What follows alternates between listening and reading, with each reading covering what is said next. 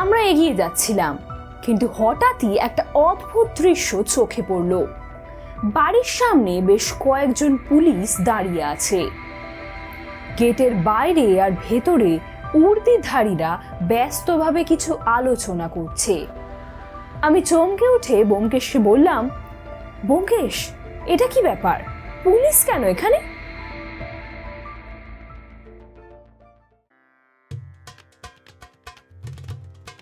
নমস্কার, আপনাদের সবাইকে শুকতারা গল্পে স্বাগত। আমি আপনাদের শুকতারা, আর আমার সাথে আছে কথাকলি। রহস্য, রোমাঞ্চ আর শ্বাসরোধকর কাহিনীর জগতে আজ আমরা হাজির হয়েছি এক নতুন অভিযানে।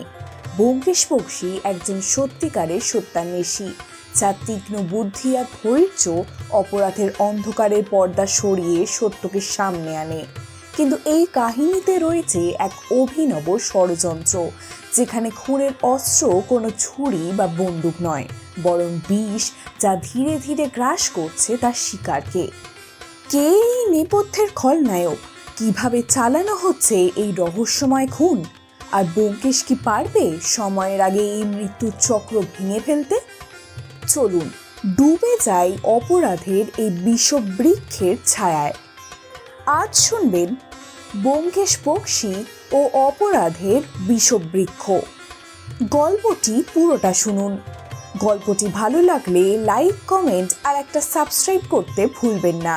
চলুন তাহলে আর বেশি দেরি না করে আজকের গল্পটি শুরু করা যাক। শুরু হচ্ছে ব্যোমকেশ বক্সী ও অপরাধের বিষবৃক্ষ।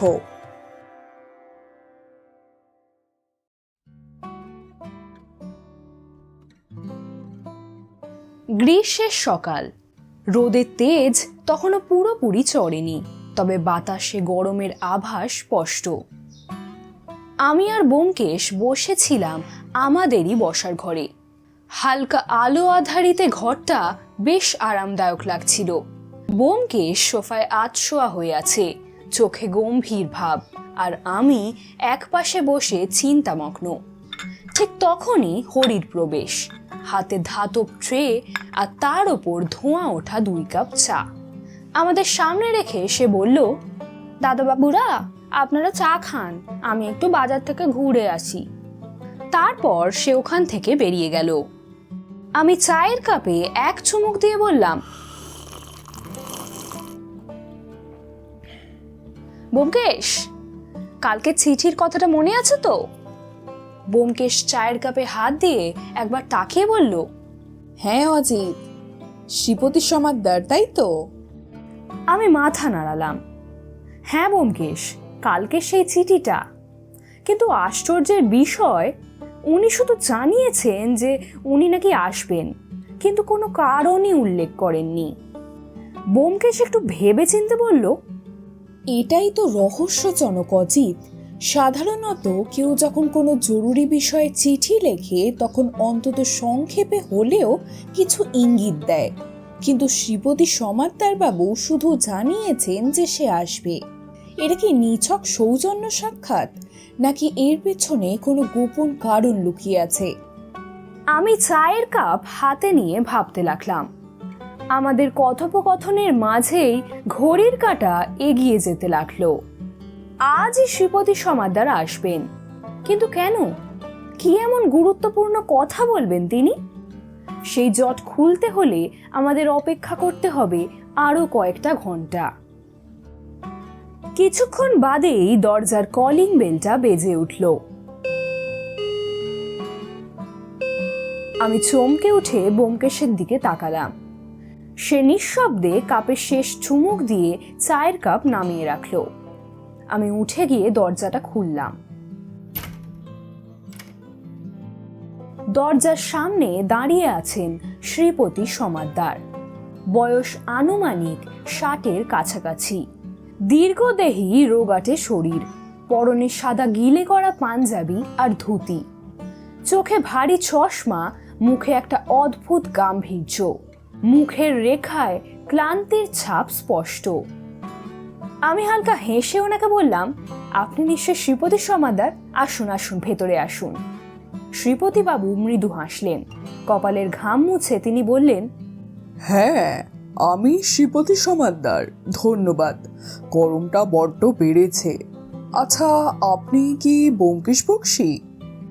না না, আমি ব্যোমকেশ বক্সী নয়, আমি হচ্ছি ওর বন্ধু অজিত। আসুন আসুন, আপনি ভেতরে আসুন। আমি ওনাকে বসার ঘরে নিয়ে এলাম। ব্যোমকেশ তখনও আগের মতোই গম্ভীর মুখে বসে আছে, শুধু চোখ দুটো তীক্ষ্ণভাবে পর্যবেক্ষণ করছে আমাদের অতিথিকে। ব্যোমকেশ বলল, নমস্কার সমাদ্দার বাবু, আপনাকে দেখে ভালো লাগলো। শ্রীপতিবাবু বললেন, নমস্কার ব্যোমকেশ বাবু, আপনাদের বয়স যে এত কম হতে পারে আমি তো ভাবতেই পারিনি। আসলে কয়েকটা রহস্য সমাধানে আপনাদের নাম শুনেই তো। শ্রীপতিবাবুর কথা শুনে আমি বললাম, শ্রীপতিবাবু, আপনি ঠিক জায়গাতেই এসেছেন। আপনার যদি কোনো সমস্যা থাকে সেটা আপনি আমাদের জানান, আমরা অবশ্যই আপনার সাহায্য করব। শ্রীপতিবাবু বললেন, সে ভরসা নিয়েই তো আমি এসেছি। আসলে কিছুদিন যাবৎ দুশ্চিন্তায় আমার মাথা ঠিক নেই। ব্যোমকেশ বলল, শ্রীপতিবাবু, চিঠিতে তো আপনি কিছু স্পষ্ট করে লেখেননি, শুধু বলেছেন দেখা করবেন। কোনো বিশেষ কারণ আছে নিশ্চয়ই? না না, চিঠিতে সেসব কথা বলা যায় না। আসলে ব্যাপারটা ঠিক বলার মতো নয়, কিন্তু বলাটাও আবার জরুরি। এমনকি পুলিশকেও আমি জানাতে চাই না। এদিকেও আবার পরিস্থিতি এমন অসহ্য হয়ে উঠেছে যে আমার পক্ষে চুপ করে থাকাও আর সম্ভব হচ্ছে না। ব্যোমকেশ বলল, আপনি নিশ্চিন্তে আমায় সবকিছু বলতে পারেন। আমাদের তদন্ত পুরোপুরি গোপন থাকবে। হ্যাঁ, সেটাই আমি চাই। এমনও তো হতে পারে ঢোল গোবিন্দকে হয়তো বৃথাই আমি সন্দেহ করছি। ছেলেটা এমনিতে যত মতলববাজেই হোক, আমাকে খুন করার ইচ্ছে সত্যিই হয়তো তার নেই। আমি বললাম, আচ্ছা শ্রীপতিবাবু, ঢোল গোবিন্দকে? শ্রীপতিবাবু বললেন, ও আমার স্ত্রীর পেয়ারের ভাই। ও আমার সংসারে পা দেবার পর থেকেই তো বিপদটা শুরু হয়েছে। ব্যোমকেশ বলল, আচ্ছা, বিপদটা ঠিক কি? সেটা নিজের মুখে বলার ইচ্ছে নেই আমার, কিন্তু আমি না বলতে চাইলেও ব্যাপারটা ঘটে চলেছে। পরে হয়তো বলার সুযোগই আর পাবো না। আপনি নির্ভয়ে বলুন। হ্যাঁ, তা বলাই উচিত। শ্রীপতি সমাদ্দার এবার যেন জোর করে মন থেকে সব দ্বিধা ঝেড়ে ফেলবার চেষ্টা করলেন। তিনি বললেন, তাহলে শুনুন, আমাকে বিষ খাইয়ে মারার চেষ্টা করা হচ্ছে। এমন একটা সাংঘাতিক ভীতি কিছুদিন যাবৎ আমায় যেন তাড়া করে ফিরছে। আমি বললাম, সে কি? আপনার সন্দেহের পেছনে নিশ্চয়ই কোনো কারণ আছে। নিশ্চয়, আমার চেহারা দেখে বুঝতেই পারছেন, আমার সারা শরীরে কালি পড়ে গেছে। দিন দিন দুর্বল হয়ে পড়ছি। কিছুদিন আগেও আমার এই অবস্থা ছিল না। ব্যোমকেশ বলল, আপনি কি সন্দেহ করছেন যে আপনার শ্যালক ঢোল গোবিন্দই আপনাকে স্লো পয়জনিং করছে? হ্যাঁ, ঠিক তাই। সে যে কত সাংঘাতিক ছেলে আমার স্ত্রীও তা জানে না। বাপের বাড়ির লোক বলেই হয়তো তার প্রতি আমার স্ত্রীর অকুণ্ঠ বিশ্বাস। ব্যোমকেশ বলল, কিন্তু অসুস্থ তো আপনি অন্য কোনো কারণেও হতে পারেন শ্রীপতিবাবু, বিশেষত বয়স যখন বাড়ছে। বয়স যে আমার বাড়ছে তা আমিও জানি, তবে আমার সন্দেহ যে অমূলক নয় তার প্রমাণ আমার ভাইপো লক্ষ্য করেছে। ব্যোমকেশ বলল, কি প্রমাণ তা একটু আমাদের বলবেন? আসলে একটা মারাত্মক প্রমাণ হলো, আমার বাগান পরিষ্কার করতে যে অ্যাসিড ব্যবহার করা হয় তা দিন কয়েকের মধ্যেই খালি হয়ে যাচ্ছে, বাগান বা অন্য কোথাও সঠিক কাজে ব্যবহার করার আগেই। তার মানে আপনি বলতে চাইছেন ঢোল গোবিন্দ নিয়মিত ওই অ্যাসিড আপনার খাবারের মধ্যে? এতে আমার কোনো সন্দেহ নেই। আমার ভাইপো সুধীর 6 দিন আগে নিজের চোখে দেখেছে আমার খাবার টেবিল থেকে ওই অ্যাসিডের বোতল ঢোল গোবিন্দ নাকি সরিয়ে নিয়ে যাচ্ছে। সন্দেহের আরও একটা কারণ আছে। কি কারণ বলুন তো? ওই ঢোল গোবিন্দ আমার বাড়িতে আসার দিন কয়েক পর থেকেই আমি বদ হজমে ভুগতে শুরু করেছি। কিন্তু যদি কোনো কারণে সে দিন কয়েকের জন্য আমার বাড়ির বাইরে যায়, আশ্চর্যজনকভাবে ওই কটা দিন আমি খুবই সুস্থ থাকি, বদহজমও আবার হয় না। ডাক্তারকে দিয়ে আপনার শরীরের পরীক্ষা করিয়েছেন? হ্যাঁ, আমার পারিবারিক ডাক্তার রজত সেন, তিনি ভালোভাবেই আমায় পরীক্ষা করেছেন, কিন্তু মনে হয় তিনি যেন ব্যাপারটা ঠিক বুঝে উঠতে পারছেন না। তবে নানাভাবে ওষুধের সাহায্যে আমায় সুস্থ করার চেষ্টা করছেন, কিন্তু কাজ হচ্ছে না বলেই আমার মনে হয়। ব্যোমকেশবাবু, আমি চাই আপনি এই রহস্যের উদ্ঘাটন করুন। যদি সত্যি কেউ আমায় বিষ দিচ্ছে, তাহলে সেটা জানার জন্য আমি আর দেরি করতে চাই না। আচ্ছা শ্রীপতি বাবু, আপনাকে সাহায্য করতে হলে আমাদের আগে আপনার বাড়িতে গিয়ে কিছু খোঁজ নিতে হবে। আপনি কি রাজি? অবশ্যই, আমি চাই আপনারা আমার বাড়িতে এসে সবকিছু নিজের চোখে দেখুন। আপনি চিঠিতে লিখেছিলেন আপনার বাড়ির শিয়াখালায়। হ্যাঁ। জায়গাটা ঠিক কোথায় একটু বলবেন? কলকাতা থেকে দূরপাল্লার বাসে ঘন্টা কয়েকের রাস্তা, মফস্বল শহর, ওখানেই আমার কয়েক পুরুষের বাস। বেশ, তাহলে ঠিক আছে, আমরা পরশুদিনই আপনার বাড়িতে যাব। এবার দেখার পালা কে আপনাকে বিষ দিচ্ছে এবং কেন। ধন্যবাদ ব্যোমকেশবাবু, ধন্যবাদ অজিতবাবু, আপনাদের কথায় সত্যিই আমি ভরসা পেলাম। এরপর শ্রীপতিবাবু বিদায় নিলেন সেইখান থেকে। শ্রীপতিবাবু চলে যাওয়ার পর আমি আর ব্যোমকেশ বসার ঘরে কিছুক্ষণ চুপচাপ বসে রইলাম। ঘরের মধ্যে একটা অদ্ভুত চাপা উত্তেজনা অনুভব করছিলাম, কিন্তু আমাদের মনে তখনও একটাই প্রশ্ন ঘুরপাক খাচ্ছে, সত্যি কি শ্রীপতি সমাদ্দারকে কেউ বিষ দিচ্ছে? আমি ব্যোমকেশকে বললাম, ব্যোমকেশ, ব্যাপারটা তুমি কিভাবে দেখছো? শ্রীপতিবাবুর কথা শুনে সত্যি বলতে আমার বেশ অবাক লাগছে। ব্যোমকেশ বলল, আশ্চর্যের কিছু নেই অজিত, ধীরে ধীরে বিষ প্রয়োগের ঘটনা নতুন কিছু নয়। যুগে যুগে মানুষ এই পদ্ধতিতে খুন করছে, কিন্তু প্রশ্ন হচ্ছে শ্রীপতি সমাদ্দার বাবুকে কেন কেউ মারবে? কিন্তু একটা জিনিস কি জানো অজিত, সাধারণত পরিবারের সবচেয়ে কাছের মানুষই এই ধরনের অপরাধ করে, কারণ তারাই সুযোগটা পায়। তবে শুধু সন্দেহ করলেই চলবে না, আমাদের নিশ্চিত হতে হবে। ব্যোমকেশ, তাহলে আমাদের এখন কি করা উচিত? কি করা উচিত তা তো খুবই সহজ। আমরা পরশুদিন শ্রীপতি সমাদ্দার বাবুর বাড়িতে যাব, ওখানে গিয়ে মূল রহস্যটা বোঝা যাবে। কিন্তু ব্যোমকেশ, তার শরীরে সত্যিই যে বিষ ঢুকছে সেটা আমরা কিভাবে নিশ্চিত করব? প্রথমত তার শরীরের লক্ষণগুলো লক্ষ্য করতে হবে, সে কিভাবে প্রতিক্রিয়া দিচ্ছে, বিষক্রিয়ার ধরন কি। দ্বিতীয়ত তার খাবার দাবার কেমন সেটা দেখতে হবে, বিশেষ করে কোনো নির্দিষ্ট খাবার খাওয়ার পর তার শরীর খারাপ হয় কিনা। কিন্তু ব্যোমকেশ, একটা জিনিস আমার মাথায় কিছুতেই ঢুকছে না, কেউ যদি সত্যি ধীরে ধীরে বিষ দিচ্ছে, তবে শ্রীপতিবাবু এতদিন পর টের পেলেন কি করে? সেটাই তো এই কেসের সবচেয়ে বড় রহস্য অজিত। হয়তো কেউ ধাপে ধাপে খুব সতর্কভাবে বিষ প্রয়োগ করছে, যাতে তিনি একেবারে অসুস্থ না হয়ে ধীরে ধীরে দুর্বল হয়ে পড়েন, অথবা প্রথম দিকে সেটা খুব কম মাত্রায় দেওয়া হচ্ছিল যাতে বোঝা না যায়।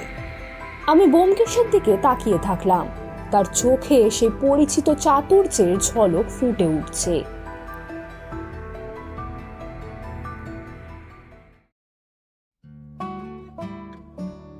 আমরা কলকাতা থেকে শিয়াখোলা যাওয়ার জন্য প্রস্তুত হলাম।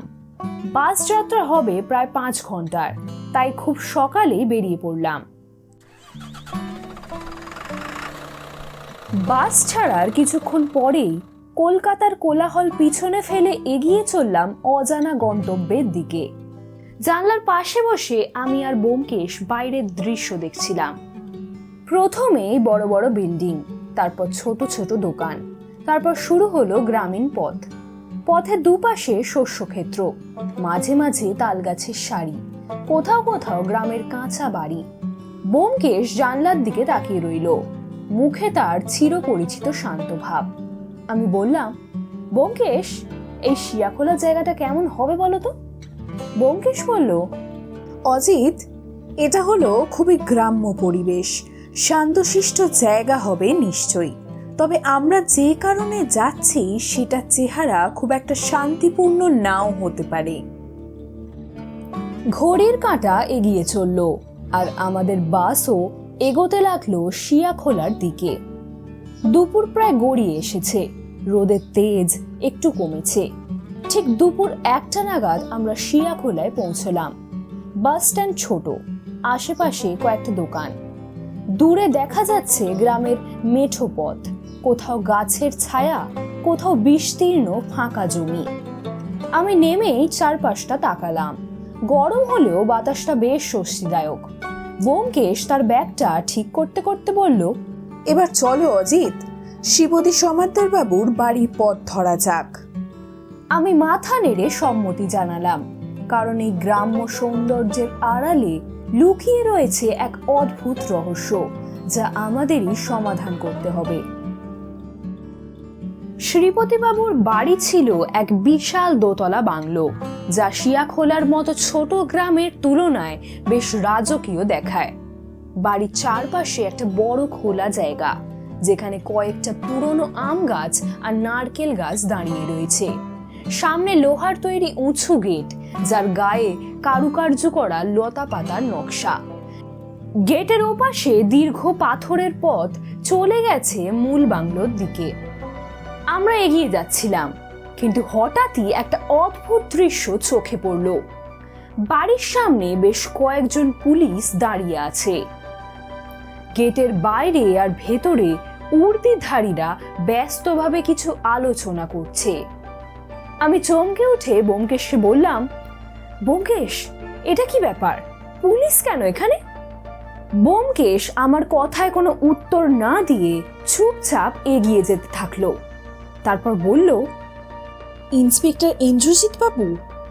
তারপর আমার চোখে পড়ল পরিচিত একজন, যিনি হচ্ছেন ইন্সপেক্টর ইন্দ্রজিৎ বাবু। তিনি আমাদের দিকে তাকিয়ে একটু অবাক হলেন, তারপর গম্ভীর মুখে এগিয়ে এসে বললেন, আপনারা এখানে কি করছেন? ব্যোমকেশ শান্ত স্বরে বলল, আমরা তো শ্রীপতি সমাদ্দারের আমন্ত্রণে এসেছি, কিন্তু আপনারা এখানে কেন ইন্সপেক্টর? ইন্দ্রজিৎ বাবু একটু থেমে বললেন, তাহলে আপনারা দেরি করে ফেলেছেন ব্যোমকেশ বাবু। শ্রীপতি সমাদ্দারকে আজ সকালে তার ঘরে মৃত অবস্থায় পাওয়া গেছে। ইন্সপেক্টর ইন্দ্রজিৎ বাবুর কথা শুনে আমাদের দুজনেরই মুখ কালো হয়ে গেল। আমি ও ব্যোমকেশ ইন্সপেক্টর ইন্দ্রজিৎ বাবুর কথা শুনে হতভম্ব হয়ে গেলাম। শ্রীপতি সমাদ্দার মৃত। আমরা তো এসেছিলাম তাকে বাঁচানোর জন্য, কিন্তু এখানে এসে দেখি তার জীবন শেষ হয়ে গিয়েছে। আমি অবাক হয়ে বললাম, কি বলছেন ইন্দ্রজিৎ বাবু? উনি মারা গেছেন? কিন্তু কি করে? ইন্দ্রজিৎ বাবু বললেন, সকালবেলা কাজের লোক শ্রীপতিবাবুকে ডাকতে গিয়ে দেখে যে উনি বিছানার ওপর চিত হয়ে পড়ে আছেন। মুখটা অদ্ভুতভাবে কালচে হয়ে গেছে, মনে হচ্ছে বিষক্রিয়ার কারণেই মৃত্যু হয়েছে। ব্যোমকেশ বলল, আচ্ছা ইন্দ্রজিৎ বাবু, আর কিছু কি জানা গেছে? ইন্দ্রজিৎ বাবু বললেন, না, এখনো সেরমভাবে কিছু পাওয়া যায়নি, তবে প্রাথমিক লক্ষণ দেখে মনে হচ্ছে ধীরে ধীরে বিষ দেওয়া হচ্ছিল, আর গতকাল রাতে হয়তো মাত্রাটা বেশি হয়ে গেছে। ইন্দ্রজিৎ বাবুর কথা শুনে আমি বললাম, শ্রীপতি বাবু নিজেই তো আমাদের জানিয়েছিলেন যে তিনি সন্দেহ করছেন কেউ তাকে বিষ দিচ্ছে, কিন্তু আমাদের আস্তে আস্তে অনেকটা দেরি হয়ে গেছে। আমার কথা শুনে ব্যোমকেশ বলল, ইন্দ্রজিৎ বাবু, আমরা একটু ভেতরে যেতে চাই, একবার ঘটনাস্থলটা দেখা দরকার। হ্যাঁ, নিশ্চয়ই দেখতে পারেন ব্যোমকেশ বাবু, চলুন, আসুন আমার সাথে। আমরা ধীরে ধীরে বাড়ির ভিতরে ঢুকলাম। ঘরের পরিবেশে একটা অদ্ভুত নীরবতা, যেন সময় এখানে থমকে গেছে। কোনো বাড়ির মধ্যে সাধারণত যে প্রাণোচ্ছলতা থাকে তা ছিটে ফোটাও নেই। শুধু মাঝে মাঝে দমকা বাতাস এলে জানলার পাল্লাগুলো একটু নড়ে ওঠে, আর দেওয়ালে টাঙানো ঘড়ির কাঁটার টিকটিক শব্দ শোনা যায়। শ্রীপতি সমাদ্দার দ্বিতীয় তলায় থাকতেন। আমরা সিঁড়ির দিকে এগিয়ে গেলাম।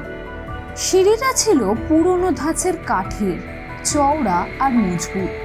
দ্বিতীয় তলায় উঠতেই করিডোরটা বেশ লম্বা আর অপেক্ষাকৃত অন্ধকার ঠেকল।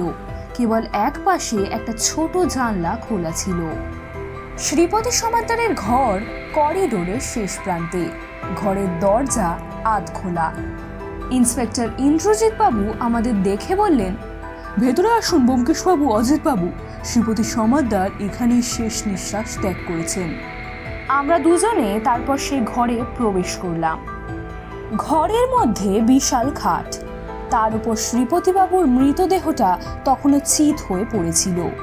শ্রীপতিবাবুকে ঘিরে বাড়ির লোকজন, তাদের মধ্যে শ্রীপতিবাবুর স্ত্রী কমলা, ভাইপো সুধীর এবং শ্রীপতিবাবুর সেই ভ্যাগাবন্ড শ্যালক ঢোল গোবিন্দ রয়েছে। ঢোল গোবিন্দ সম্পর্কে দুদিন আগে শ্রীপতিবাবু সন্দেহের কথা জানাতে আমাদের কাছে এসেছিলেন। ইন্সপেক্টর ইন্দ্রজিৎ বাবু বললেন, লক্ষণ দেখে তো মনে হচ্ছে মৃত্যুর কারণ বিষক্রিয়া। ইন্দ্রজিৎ বাবুর কথা শুনে ব্যোমকেশ শ্রীপতিবাবুর মুখের দিকে আরেকবার ভালো করে তাকিয়ে দেখল। তার চোখ দুটো বিস্ফোরিত, ঠোঁটের পাশে লালার শুকনো দাগ। ব্যোমকেশ ইন্দ্রজিৎ বাবুর দিকে তাকিয়ে বলল, আচ্ছা ইন্দ্রজিৎ বাবু, কোনো বিশেষ শিশি কি পাওয়া গেছে? না ব্যোমকেশবাবু, আপাতত সেরাম কিছু পাওয়া যায়নি। আচ্ছা, কোনো সুইসাইড নোট বা কিছু সেরাম কি পাওয়া গেছে? ইন্দ্রজিৎ বাবু মাথা নাড়িয়ে বললেন, না ব্যোমকেশবাবু, সেরাম কিছুই পাওয়া যাচ্ছে না। ইন্দ্রজিৎ বাবু, আমার মনে হয় এটা আত্মহত্যা নয়, এটা হত্যা।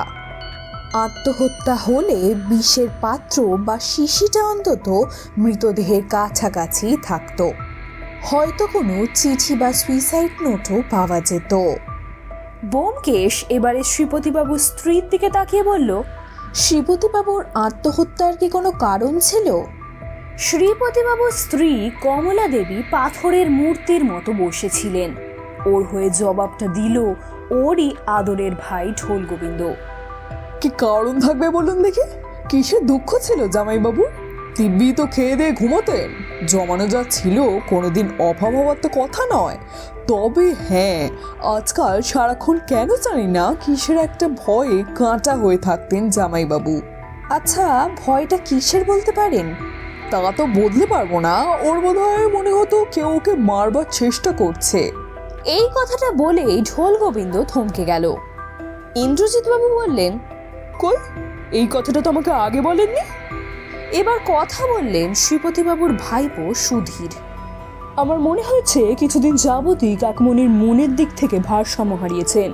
এটা হয়তো একা একা নিঃসঙ্গ জীবন অতিবাহিত করার জন্যই, আর সে কারণে নানা আজগুবি চিন্তা ওনার মাথায় আসতো। ব্যোমকেশ বলল, কিন্তু চিন্তাটা যে আজগুবি নয়, শ্রীপতিবাবুর মৃত্যুই তার প্রমাণ, নয় কি? কথাটা বলতে বলতে ব্যোমকেশ কমলা দেবীর কাছে গিয়ে দাঁড়ালো এবং বলল, মাফ করবেন, এই অবস্থায় আপনাকে কিছু জিজ্ঞেস করা উচিত কিনা আমি ঠিক জানি না, কিন্তু আপনার স্বামীর খুনিকে গ্রেফতার করতে হলে তো আপনার মতামত নিতেই হবে। কমলা দেবী বললেন, মতামত? হঠাৎ যেন আগুনের মতো জ্বলে উঠল কমলা দেবীর দু চোখ। এতক্ষণ যিনি পাথরের মতো স্থির হয়ে বসেছিলেন, এইবার তিনি তীব্র কণ্ঠে ঝাঁঝিয়ে উঠলেন, আমার তো কোনো মতামতই কোনোদিন তিনি নিতেন না। আমার কোনো মতামতে কোনোদিন কোনো কান দিয়েছেন উনি? দেখতেই তো পাচ্ছেন আমাদের ছেলে মেয়ে নেই, কিন্তু তার জন্য কি কোনো নিঃসঙ্গতা বোধ ছিল ওর? বরং বরাবর একা থাকতেই ভালোবাসতেন উনি। সারাদিনের মধ্যে আমার সঙ্গে দুটো কথা পর্যন্ত বলতেন না।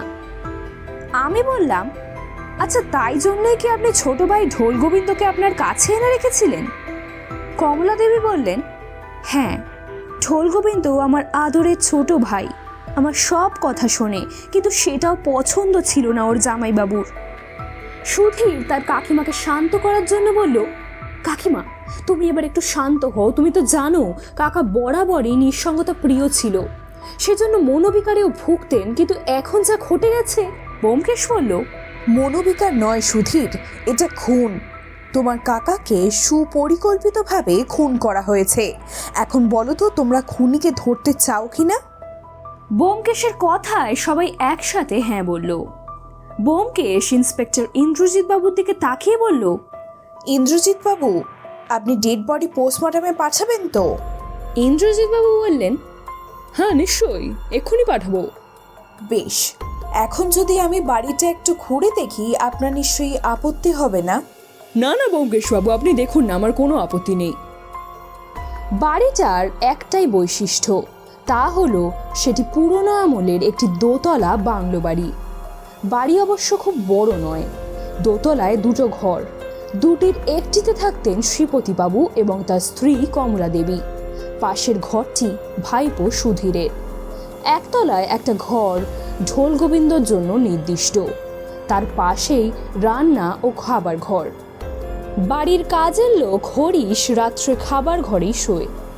কোনো ঘর তল্লাশি করেই সন্দেহজনক কিছু পাওয়া গেল না, বিশেষ শিশিও মিলল না কোথাও। এরপর ব্যোমকেশ বাড়ির লোকেদের আর এক দফা জিজ্ঞাসাবাদ করল। প্রথমে জিজ্ঞাসাবাদ করা হলো ভাইপো সুধীরকে। ব্যোমকেশ বলল, আচ্ছা সুধীর, তুমি কি কাজ করো? সুধীর বলল, আমি গত কয়েক বছর যাবৎ কলকাতার এক অফিসে চাকরি করছি। তুমি কি জানো, গত 2 দিন আগে তোমার কাকা শ্রীপতিবাবু আমাদের কাছে গিয়েছিলেন তাকে বিষ প্রয়োগ করা হচ্ছে এমন সন্দেহের কথা জানাতে? সুধীর বলল, না তো, আপনার কাছেই তো প্রথম শুনছি। কিন্তু কাকা পুলিশের কাছে না গিয়ে আপনাদের কাছে গেলেন কেন? উনি বোধহয় ভেবেছিলেন পুলিশের কাছে গিয়ে কথা বললে পারিবারিক কেচ্ছা প্রকাশ হয়ে যাবে, এটা বোধহয় উনি চাইতেন না। কিন্তু কাকাকে বিষ খাইয়ে কার কি লাভ? সুধীরের প্রশ্নের সরাসরি উত্তর না দিয়ে ব্যোমকেশ বলল, আচ্ছা সুধীর, শ্রীপতিবাবুর সঙ্গে গতকাল কখন তোমার শেষবারের মতো দেখা হয়েছিল? সন্ধেবেলা একবার দেখা হয়েছিল, সেটাই শেষ সাক্ষাৎ। সে সময় ওনার মধ্যে কোনো রকম অস্বাভাবিক কিছু দেখেছিলে? না, তবে ইদানিং উনি কেমন যেন চুপচাপ হয়ে গিয়েছিলেন। তোমরা কখনো কোনো কারণ জিজ্ঞেস করনি? হ্যাঁ করেছিলাম, কিন্তু উনি কিছু বলতে চাইতেন না, প্রসঙ্গ এড়িয়ে যেতেন। গতকাল কি কিছু শ্রীপতিবাবু বলেছিলেন? বিশেষ কিছু নয়, তবে একটা কথা বলেছিলেন, সেটা মনে পড়ছে। বলেছিলেন যে কাকিমাকে রাজি করাতে, যাতে ঢোল গোবিন্দ এ বাড়ি থেকে চলে যায়। আচ্ছা, কিন্তু আপনি কোনো কারণ জিজ্ঞেস করেননি? না, কারণ আমি জানতাম কাকা ঢোল গোবিন্দকে বিশেষ পছন্দ করতেন না। আচ্ছা, ওর সম্পর্কে আপনার কি ধারণা? আমার ধারণাতে কি এসে যায়, তবে কাকিমা তার এই অলস বেকার ছোট ভাইকে খুবই স্নেহ করতেন। সুধীর সমাদ্দারের সঙ্গে কথাবার্তা এখানেই শেষ হলো। এরপর ঢোল গোবিন্দর সঙ্গে এক প্রস্ত কথোপকথন চালালো ব্যোমকেশ। ঢোল গোবিন্দ কথাবার্তায় যেমন রুড, তেমনি অমার্জিত। ওর ধারণা, ওর দিদি যখন ওকে এ বাড়িতে থাকতে বলেছেন, কারোর অধিকার নেই তাকে এ বাড়ি ছেড়ে চলে যেতে বলার। ব্যোমকেশ ঢোল গোবিন্দকে জিজ্ঞেস করলো, ঢোল গোবিন্দ, তোমার বাড়ি কোথায়? এখন এখানে আছি, ধরে নিন এটাই আমার বাড়ি। আচ্ছা, আপনি কি করেন? আপনার কথার অর্থ আমি ঠিক বুঝলাম না। মানে আপনার জীবিকা কি? আরে থামুন মশাই, এসব ব্যক্তিগত প্রশ্নের উত্তর দেওয়া আমার পছন্দ নয়, বুঝলেন তো। তাছাড়া যার আপন জামাইবাবুর অপুত্র এবং প্রচুর টাকা পয়সা, তার একমাত্র শালকের জীবিকা নিয়ে ভাববার কোনো প্রয়োজন আছে কি? তুমি তো জানতে যে শ্রীপতিবাবু তোমাকে পছন্দ করতেন না। সম্পর্কে জামাইবাবু হলেও বুড়োটাকে আমিও পছন্দ করতাম না। মানুষটা টাকা ছাড়া আর কিছুই বুঝতেন না, এমনকি দিদিকেও টাকা পয়সা দিতে চাইতেন না। অথচ সংসারের ওর আপন বলতে আর কে ছিল? ঠিক আছে ঢোল গোবিন্দ, তুমি এখন আসতে পারো। ঢোল গোবিন্দ চলে যাওয়ার পর শ্রীপতিবাবুর স্ত্রী কমলা দেবী ঘরে প্রবেশ করলেন। ব্যোমকেশ বলল, আচ্ছা কমলা দেবী, শ্রীপতিবাবু প্রথম জীবনে কি করতেন বলতে পারেন? কমলা দেবী বললেন, হ্যাঁ, উনি একটা বেসরকারি বড় অফিসে হেড ক্যাশিয়ার ছিলেন। তাহলে তো ভালোই রোজগার করেছেন। তা ওর জীবনে তো সবটাই সঞ্চয় ছিল, জীবনের শখ স্বাদ বিশেষ কিছু ছিলই না। বলতে বলতে কেমন যেন উদাসীন হয়ে গেল কমলা দেবী। ব্যোমকেশ বলল, ও, তাহলে তো এখন ওনার সব সম্পত্তির মালিক আপনিই হবেন। জানি না। একই রকম উদাসীনতা ফুটে উঠল কমলা দেবীর কণ্ঠস্বরে। বোঝাই যায় স্বামী হলেও শ্রীপতি সমাদ্দারের ওপর কমলা দেবীর এক ধরনের বিরাগ ছিল। এরপর কমলা দেবী ঘর থেকে বেরিয়ে গেলেন এবং প্রবেশ করলো বাড়ির কাজের লোক হরিশ। ব্যোমকেশ বলল, তোমার নামই হরিশ? আজ্ঞে হ্যাঁ বাবু। আচ্ছা, কত বছর এ বাড়িতে কাজ করছো? আজ্ঞে বাবু, বছর 10 তো হবে। তাহলে তো তুমি তোমার বাবু সম্পর্কে অনেক কিছুই জানো।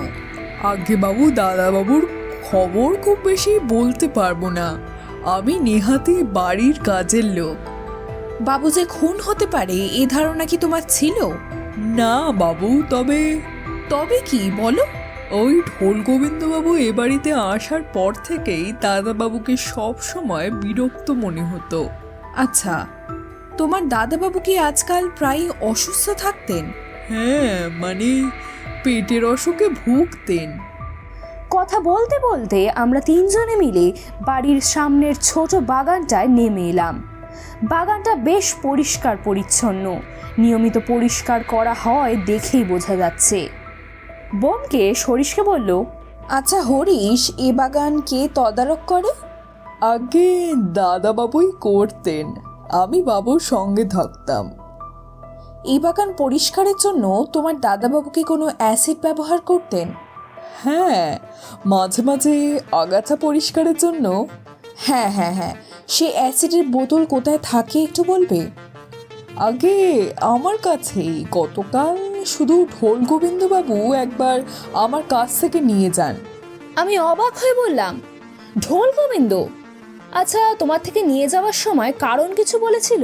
হরিশ বলল, আগে আমি একবার জিজ্ঞেস করেছিলাম, উনি জানিয়েছেন ওনার ঘরের সামনে মেঝেতে নাকি শ্যাওলা জমেছিল। আচ্ছা হরিশ, বোতলটা একবার আমাকে দিতে পারবে? হ্যাঁ, অবশ্যই, আপনি দাঁড়ান, আমি নিয়ে আসছি বাবু। হরিশ বোতল আনতে চলে গেল। আমি আর ব্যোমকেশ একে অপরের মুখের দিকে চাওয়াচাওয়ি করলাম। কয়েক মুহূর্তের মধ্যেই হরিশ অ্যাসিডের বোতলটা আনলো। বোতলের অর্ধেক খালি। বোতলটা ব্যোমকেশ নিজের ঝোলা ব্যাগের মধ্যে ঢুকিয়ে নিল। তারপর তখনকার মতো শ্রীপতিবাবুর বাড়ি ছেড়ে আমরা বেরিয়ে পড়লাম। সেই দিনই আমরা ওইখান থেকে চলে গেলাম শ্রীপতিবাবুর হাউস ফিজিশিয়ান ডক্টর সেনের কাছে। ওনার কাছ থেকে জানা গেল শ্রীপতিবাবু গত কিছুদিন যাবতই মাঝে মাঝেই পেটের গণ্ডগোলে ভুগতেন। তবে এর কারণ কোনো রকম বিষক্রিয়া কিনা তা উনি বলতে পারলেন না। বললেন এটা মানসিক উদ্বেগ ঘটিত কারণও হতে পারে। ওনার মতে দিবারাত্র অত্যাধিক দুশ্চিন্তা এবং উদ্বেগ এ ধরনের শারীরিক গোলমাল সৃষ্টি করতে পারে। পরের দিন সকালে শ্রীপতি সমাদ্দারের ডেড বডির পোস্টমর্টম রিপোর্ট পাওয়া গেল। মৃত্যুর কারণ পয়জনিং অর্থাৎ বিষক্রিয়া, কিন্তু সে বিষ বাগান পরিষ্কারের বোতলের অ্যাসিড নয়। ইন্সপেক্টর ইন্দ্রজিৎ বাবু বললেন, আমি আগেই বলেছিলাম এটা আত্মহত্যার কেস। শ্রীপতিবাবু নিজের জীবন সম্পর্কে বীতশ্রদ্ধা হয়ে নিজেই বিষ খেয়ে মরেছেন। ব্যোমকেশ বলল, আচ্ছা, তাই যদি হবে ইন্দ্রজিৎ বাবু, তাহলে বিষের শিশি আশেপাশে নেই কেন? এমনকি যে পাত্রটি থেকে উনি বিষ পান করেছেন সেটিও আশেপাশে পাওয়া যায়নি। আমি বললাম, কিন্তু ব্যোমকেশ, তাতে কি প্রমাণ হয়? ব্যোমকেশ বলল, তাতে এটাই প্রমাণ হয় যে বিষ প্রয়োগ করেছিল সে কাজ হাসিল হওয়ার পর বেশ ধীরে সুস্থে বিষের পাত্র সমেত যাবতীয় প্রমাণ সরিয়ে নিয়ে গিয়েছে। তবে শেষ পর্যন্ত আমার চোখে কিন্তু ধুলো সে দিতে পারেনি। এই দেখুন। বলতে বলতে ব্যোমকেশ তার কাছেই রাখা ব্যাগ থেকে সাবধানে রুমালে মোড়া একটা কাঁচের টুকরো বার করে ইন্সপেক্টর ইন্দ্রজিৎ বাবুর সামনে ধরল। ইন্সপেক্টর ইন্দ্রজিৎ বাবু বললেন, এ কি ব্যোমকেশ বাবু, এটা তো দেখছি এক টুকরো কাঁচ। ব্যোমকেশ ধীরে সুস্থে বলল, হ্যাঁ, এরা পরীক্ষা করলেই পাওয়া যাবে সেদিন যে বিষ প্রয়োগ করা হয়েছে তার নমুনা এবং হত্যাকারীর আঙুলের ছাপ। আমি বললাম, কি বলছো ব্যোমকেশ, সেটা তুমি কোথায় পেলে? ব্যোমকেশ বলল, শ্রীপতিবাবুর বাড়ির বাগানে একটা গোলাপ গাছের নিচে। মনে হচ্ছে এটা একটা গ্লাসের টুকরো। মূল লাশটা হত্যাকারী ফেলে দিলেও এই টুকরোটা কোনোভাবে পড়ে যায়, কিন্তু আমার দৃষ্টি এড়ায়নি। এটা আমি হাত করেছি। কিছুক্ষণ আগেই আমি শ্রীপতি সমাদ্দারের অ্যাটর্নি মিস্টার গুপ্তার চেম্বার থেকে ঘুরে এলাম। মৃত্যুর কয়েকদিন আগেই নাকি শ্রীপতিবাবু পুরনো উইল বাতিল করে নতুন উইল করেছিলেন। সেই উইলের কপিটা আমি দেখে এলাম, আর তারপরেই আমি আপনাকে ফোন করেছিলাম ইন্দ্রজিৎ বাবু।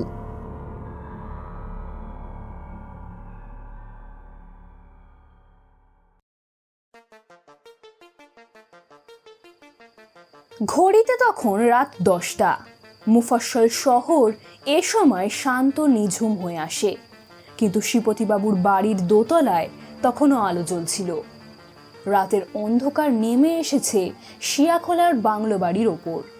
আকাশে এক ফালি চাঁদ, বাতাসে একটা চাপা গুমো ভাব।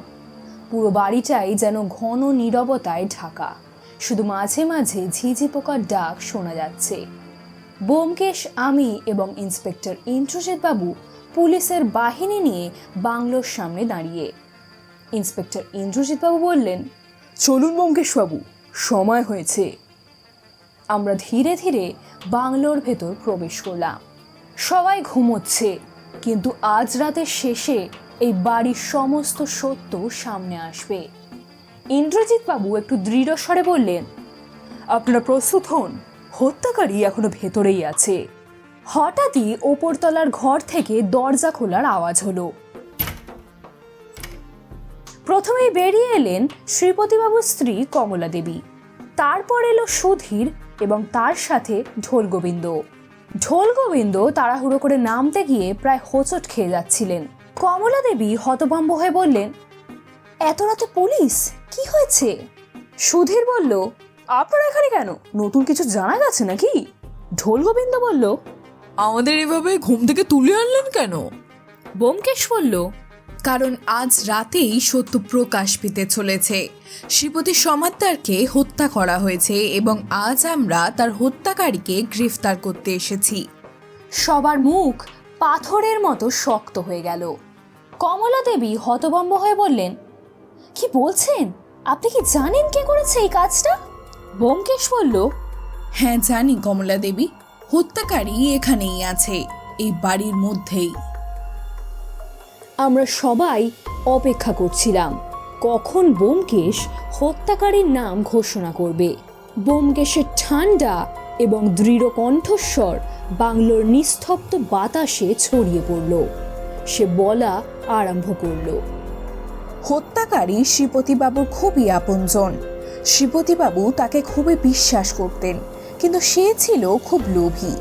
তার আসল নজর ছিল শ্রীপতিবাবুর সম্পত্তির প্রতি, কিন্তু সে জানতো স্বাভাবিক অবস্থায় সে সরাসরি সেই সম্পত্তির উত্তরাধিকারী হতে পারবে না।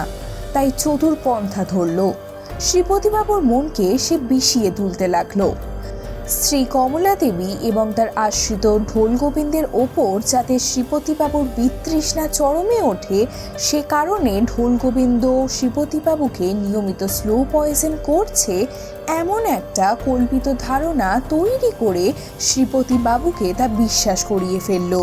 নার্ভাস স্বভাবে শ্রীপতিবাবু এবার সত্যি সত্যি মানসিকভাবে বিকারগ্রস্ত এবং সন্দেহপ্রবণ হয়ে গেলেন। এমনকি পেটের অসুখের কারণও চক্রান্তের কূটকৌশল ছিল। ইতিমধ্যেই শ্রীপতিবাবুর এই মানসিক অবস্থার সুযোগ নিয়ে তাকে দিয়ে উইলও বদলানো হলো। এরপর এক রাতে চক্রান্তকারী তার চরম আঘাত হানল। রাত্রিবেলা শ্রীপতিবাবুর গ্লাসের জলে বিষ মিশিয়ে খাওয়ালো, তারপর সেই কাঁচের গ্লাস ভেঙেও ফেলল। কিন্তু সেই এক টুকরো কাঁচ পেয়ে গেলাম আমি। তাতে খনির আঙুলের ছাপ এবং বিষ পাওয়া গেল। এই এক টুকরো কাঁচই এই রহস্যের সমাধানে প্রধান ভূমিকা নিয়েছে। শ্রীপতিবাবু যে হত্যা করেছে সে আর কেউ নয়, সে হলো সুধীর সমাদ্দার। ঘরটা যেন মুহূর্তের জন্য জমে গেল। সকলের মুখ বিস্ময়ে শক্ত হয়ে গেল। কেউ কিছু বলার মতো অবস্থায় নেই। অপরাধী পুরোপুরি নিস্তব্ধ, চোখে ভয় আর মুখে কোনো প্রতিক্রিয়া নেই। কিছুক্ষণ কেউ কিছু বলল না, শুধু এক প্রকার থমথমে নীরবতা ঘিরে রইল সবাইকে। ইন্দ্রজিৎবাবু সতর্কভাবে এগিয়ে গিয়ে সুধীরের হাত দুটো শক্ত করে ধরল। আপনাকে গ্রেফতার করা হচ্ছে শ্রীপতি সমাদ্দারের হত্যার অভিযোগে। অপরাধী আর কোনো কথা বলল না, মাথা নিচু করে রইল। ইন্সপেক্টর ইন্দ্রজিৎবাবু সুধীরকে নিয়ে বেরিয়ে গেলেন, আর আমরাও সেইখান থেকে বিদায় নিলাম।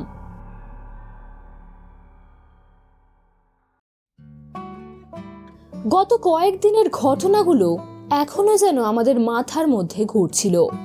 আমি ব্যোমকেশকে বললাম, ব্যোমকেশ, কখনো কখনো সত্যি জিনিসটা এতই নির্মম হয়ে ওঠে যে বিশ্বাস করাটাই কঠিন হয়ে যায়। ব্যোমকেশ গভীর স্বরে বলল, অজিত, সত্য সবসময় নির্মম হয় না, তবে কখনো কখনো সেটা আমাদের অনুভূতির বিরুদ্ধে গিয়ে দাঁড়ায়, কিন্তু সেটাই তো সত্যের আসল সৌন্দর্য, তাই না? আমি বললাম, হ্যাঁ ব্যোমকেশ, তুমি ঠিকই বলেছ। আমাদের গাড়ি শিয়াখোলা ছাড়িয়ে একে একে গ্রামের পথ পার হয়ে শহরের দিকে এগোতে লাগলো। এই রহস্যের সমাধান হয়েছে, কিন্তু আমাদের সামনে আরো রহস্য অপেক্ষা করছে।